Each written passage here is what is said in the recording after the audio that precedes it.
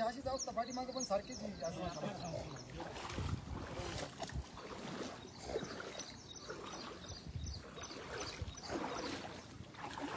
नमस्कार मित्रांनो, आपण हे बघत आहात शाळेतले विद्यार्थी आहे, शाळेतले गावातले नागरिक आहे.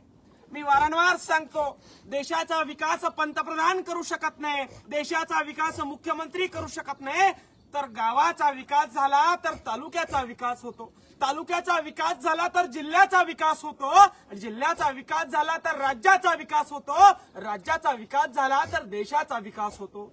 आणि गावाचा विकास करण्यासाठी सरपंच ग्रामसेवक जबाबदार असतात, गावाचा विकास करण्यासाठी जिल्हा परिषद सदस्य पंचायत समिती सदस्य जबाबदार असतात.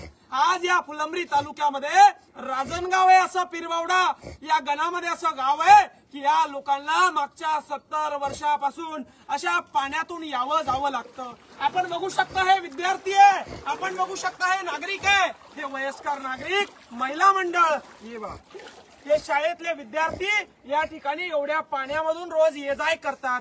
जर गावची अवस्था अशी असेल, गावच्या शाळेत शिकणाऱ्या या महाराष्ट्राचं भविष्य असणाऱ्या तरुण लेकरांचं, नादान लेकरांचं असा अवस्था असेल, तर आज विचार करा महाराष्ट्राची अवस्था कशी असेल.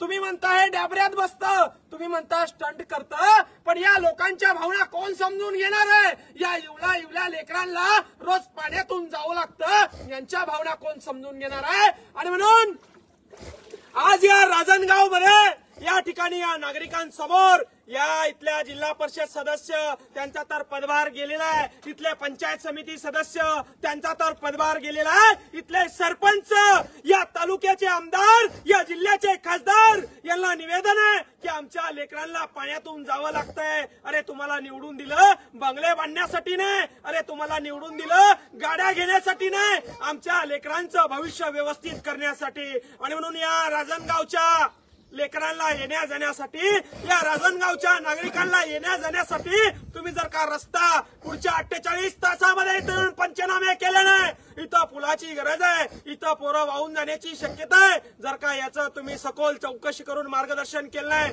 सन्माननीय जिल्हा परिषदचे सीओ साहेब अंकित सर यांना आम्ही इथून फोन केला आणि त्यांना सांगितलं की ग्रामसेवक फोन उचलत नाही, बीडीओ देखील फोन उचलत नाही, जिल्हा परिषदचे अध्यक्ष फोन उचलत नाही, जिल्हा परिषदचे सदस्य फोन उचलत नाही, मग आम्ही समस्या मांडायच्या कुणी? त्यांनी मला फोन केला, मला बोलवलं आणि सांगितलं की साबळे साहेब तुम्ही आमचे कैवारी आहे, आमच्यासाठी एवढी भावना या ठिकाणी व्यक्त करा. मी या ठिकाणी जिल्हा परिषदच्या अधिकाऱ्यांना, मी या ठिकाणी पंचायत समितीच्या अधिकाऱ्यांना चेतावणी देतो, जर का आमचं भविष्य तुम्ही बदलू शकणार नसाल तर आमच्या करातून पगार घेणं बंद करा, नाहीतर आमचं काम करा. आणि म्हणून इथले लोकप्रतिनिधी आणि जिल्हा परिषद पंचायत समितीचे अधिकारी 48 तासामध्ये या गावचा पंचनामा झाला नाही, यांना रस्त्यासाठी पुलासाठी जर का तुम्ही आराखडा तयार केला नाही, डीपीडीसी मध्ये जिल्हा नियोजन समितीमध्ये यांचं काम घेतलं नाही, तर हा सगळाच्या सगळा मोर्चा इथल्या आमदाराच्या किंवा खासदाराच्या घराबाहेर, जिल्हा परिषद